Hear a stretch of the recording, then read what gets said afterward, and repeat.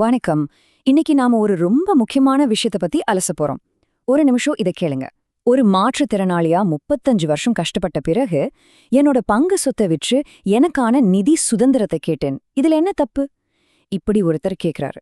சொத்தை தர சம்மதிக்கும் தந்தை அதை நிர்வகிக்கும் உரிமையை, அதாவது அந்த நிதி சுதந்திரத்தை தர மறுக்கிறாரு.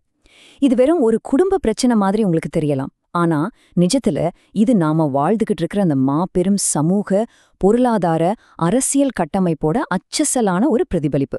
சரி, இது எப்படி நம்ம எல்லாரோட வாழ்க்கையோடும் குறிப்பா நம்ம பாக்கெட்டோடும் கனெக்ட் ஆயிருக்குன்னு இப்ப கொஞ்சம் டீட்டெயிலா பார்ப்போம். ஒரு சாதாரண மனுஷனோட அதிகாரமின்மை இப்படி உள்ளூர்ல நடக்கிற நிர்வாக சிக்கல்கள்ல இருந்து தேசிய பொருளாதாரம், ஏன் உலகளாவிய செமிகண்டக்டர் பந்தயம் வரைக்கும் பின்னி பிணைஞ்சிருக்குன்னு நம்ம தர்க்க ரீதியா ஆராய போறோம்.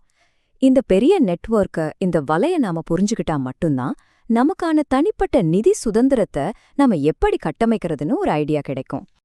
இந்த அலசல்ல நாம எந்தெந்த விஷயங்களை கவர் பண்ண போறோம்னா, முதல்ல தனிமனித உரிமைகளும் அதிகாரமும், அடுத்து நிர்வாக ஊழலும் அது உருவாக்கும் போலி மாயங்களும், மூணாவதா வேலைவாய்ப்பும் பொருளாதார யதார்த்தமும், அப்புறம் குற்றங்களும் அதுக்கான தர்க்க ரீதியான பார்வையும், ஐந்தாவதா உலகளாவிய அரசியலும் தொழில்நுட்பச் சவால்களும், கடைசியா நுகர்வு கலாச்சாரம் வர்சஸ் விமர்சன சிந்தனை. இப்படி மைக்ரோ லெவல் ஆரம்பிச்சு மேக்ரோ லெவல் வரைக்கும் போக போறோம். சரி, முதல் விஷயமான தனிமனித உரிமைகளும் அதிகாரமும் பத்தி பாப்போம். உங்களுக்கு ஒன்னு தெரியுமா? அதிகார ஏற்றத்தாழ்வுகள் அப்படிங்கிறது ஏதோ நாடாளுமன்றத்திலேயோ இல்ல சட்டமன்றத்திலேயோ தொடங்குறது கிடையாது. அது நம்ம வீட்ல இருந்தே தொடங்கிடுது. முன்னாடி பார்த்தோம் இல்லையா, சொத்தை கொடுக்க தயாரான தந்தை அதை நிர்வகிக்கும் அதிகாரத்தை தரமறுக்கிறார். இது ஒரு வகையான ஆதிக்க மனநிலை. ஆச்சரியம் என்னன்னா, இதே மைண்ட் செட்டோட தான் அரசாங்கங்களும் தன் குடிமக்கள் கிட்ட நடந்துக்குது.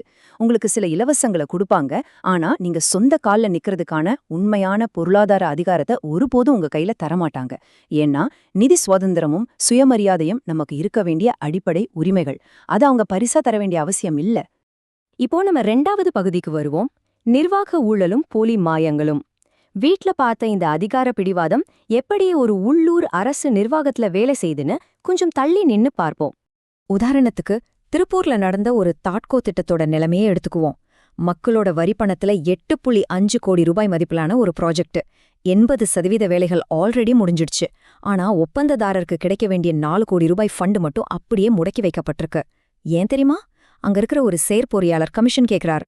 பாத்தீங்களா, தனிமனித உரிமைகள் எப்படி ஒரு குடும்பத்துக்குள்ள மறுக்கப்படுதோ அதே போலதான் மக்களோட வளர்ச்சியும் இந்த மாதிரி கமிஷன் கலாச்சாரத்தால அரசு இயந்திரங்கள்ல முடக்கப்படுது.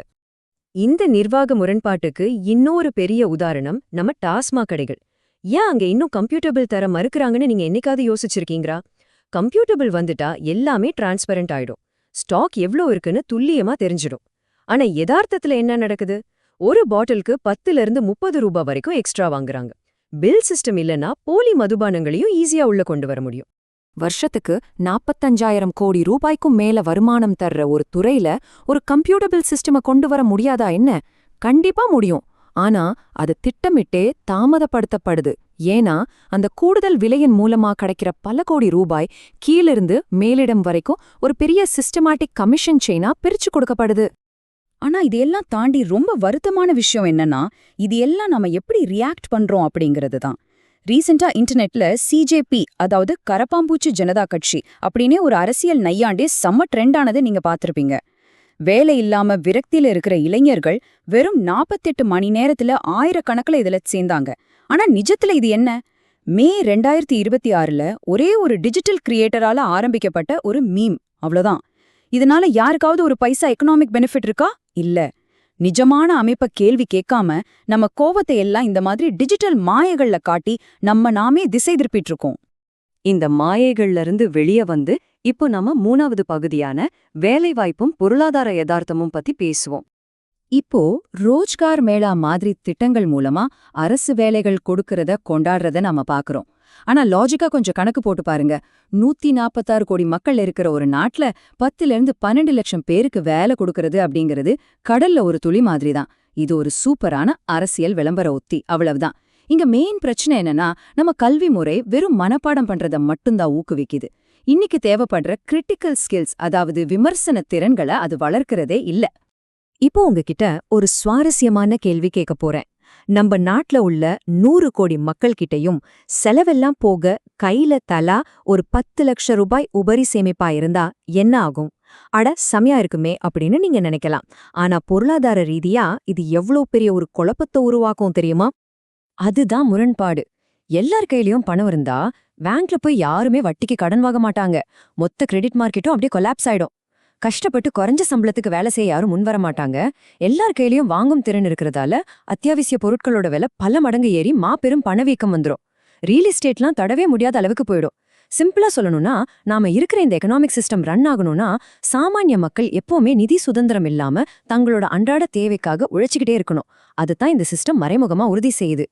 பொருளாதார நெருக்கடி ஒரு பக்கம் இருக்கட்டும், நம்ம 4வது டாபிக் குற்றங்களும் தர்க்கரீதியான பார்வையும். சமூகத்துல நடக்கிற விஷயங்களை நம்ம எப்படி அப்ரோச் பண்றோம்னு பாப்போம். சமீபத்துல கோயம்புத்தூர்ல நடந்த அந்த சிறுமிக்கு நடந்த அந்த கொடூரமான சம்பவத்தை எடுத்துக்கோங்க. இது கேள்விப்பட்ட உடனே குற்றவாளிய தூக்கல போடுங்கன்னு உணர்ச்சி வசப்படுறது சாதாரண மனித இயல்புதான்.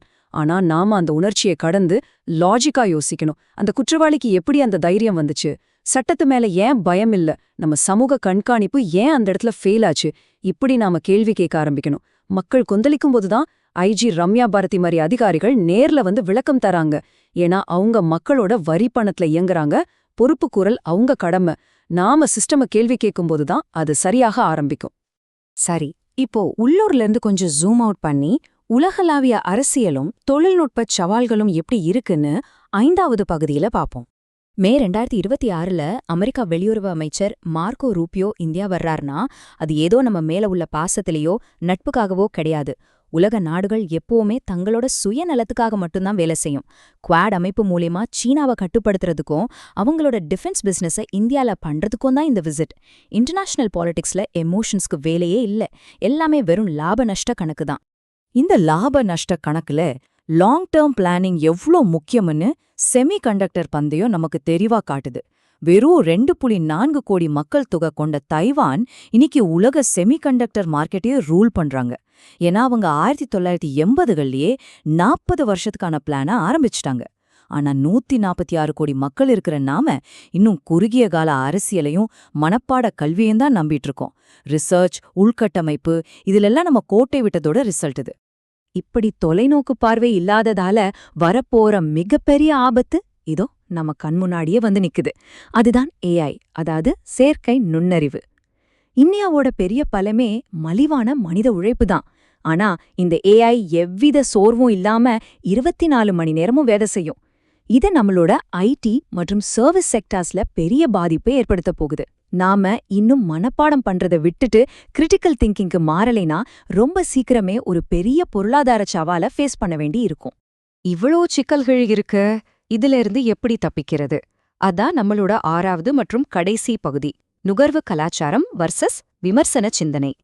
இன்னைக்கு டிஜிட்டல் உலகத்துல நம்ம முன்னாடி 2 பாதைகள் தான் இருக்கு. முதல் பாதை இந்த சிஸ்டம் நமக்காக விரிச்சு வச்சிருக்கிற நுகர்வு பொறி. அதாவது அந்த இன்ஸ்டன்ட் டோபமினுக்காக மணிக்கணக்கா ரீல்ஸ் ஸ்க்ரோல் பண்றது, சோஷியல் மீடியால சண்டை போடுறது. இதனால நமக்கு எந்த வெல்த்தும் கிரியேட் ஆக போறதில்ல. ஆனா 2வது ஒரு பாதை இருக்கு. அதுதான் கிரியேட்டர் மைண்ட் செட். இது கொஞ்சம் கஷ்டமான பாதை தான். இதுக்கு பொறுமை வேணும், உங்களை நீங்களே தேடிக்கிற ஆழமான தேடல் வேணும், கன்சிஸ்டன்டான உழைப்பு வேணும். ஆனா இதுதான் இந்த சிஸ்டமோட அல்காரிதமை பிரேக் பண்ணி உங்களை அடுத்த லெவலுக்கு கொண்டு போகும். இந்த இடத்துல தான் விமர்சன சிந்தனை, அதாவது கிரிட்டிக்கல் திங்கிங் நமக்கு கை கொடுக்குது. எமோஷனல் ஆகாம இந்த சிஸ்டத்துல இருக்கிற ஓட்டைகளை லாஜிக்கா அனலைஸ் பண்றது தான் இந்த ஸ்கில். இந்த தெளிவு உங்களுக்கு வந்துருச்சுன்னா உங்களை சுத்தி நடக்கிற அரசியல், பொருளாதார மாயகள்ல இருந்து ஈஸியா தப்பிச்சிடுவீங்க. அதை வச்சு டிசிப்ளினா சேமிக்க ஆரம்பிங்க. எஸ்ஐபி, டிஜிகோல்ட் மாதிரியான விஷயங்கள்ல இன்வெஸ்ட் பண்ணி உங்களுக்கான பர்சனல் சேஃப்டி நெட்டை நீங்களே உருவாக்கிக்கோங்க.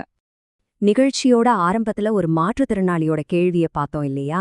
அவர் கேட்டது வெறும் சொத்தை மட்டும் இல்லைங்க, இந்த மாபெரும் சிஸ்டத்துல இருந்து தன்னை விடுவிச்சுக்கிற அந்த நிதி சுதந்திரத்தை தான். ஆமா, இந்த சிஸ்டத்துல ஊழல் இருக்கு, ஓட்டைகள் இருக்கு, முரண்பாடுகள் இருக்கு.